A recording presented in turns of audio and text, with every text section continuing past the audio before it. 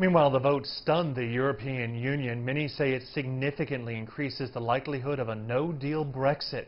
CGTN's Miriam Zaidi is in Brussels with more on that.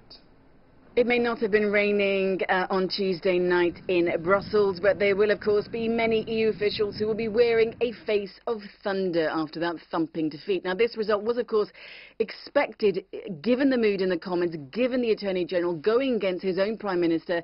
But the EU wanted to reduce any chaos and make sure that the UK left the EU in an orderly manner.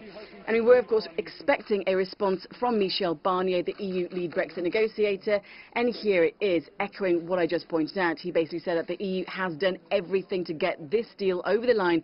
The impasse can only be solved in the UK, and he added that no-deal preparation is more important now than ever before. Now, we do expect the UK to seek an extension of Article 50 from the EU. The EU, we believe, is likely then to give that extension, whether it's 3 months, 1 year, or perhaps even for the entire duration of what should have been a transition period. It's really anyone's guess as to what that extension could look like.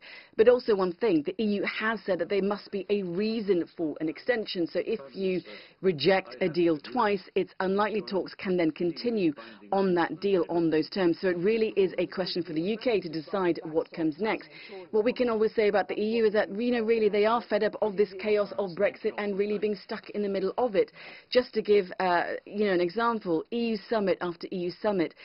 And there's another one next week. Brexit is dominating, and it will do next week too. It should have been, though, one to finalise a deal before March 29th, when the UK should have been leaving the European Union. Now, likely next week's meeting, they'll be talking about no-deal preparation, plus also what kind of extension they could possibly give the UK. But it is Brexit, and this roadshow and the path ahead is anything but certain.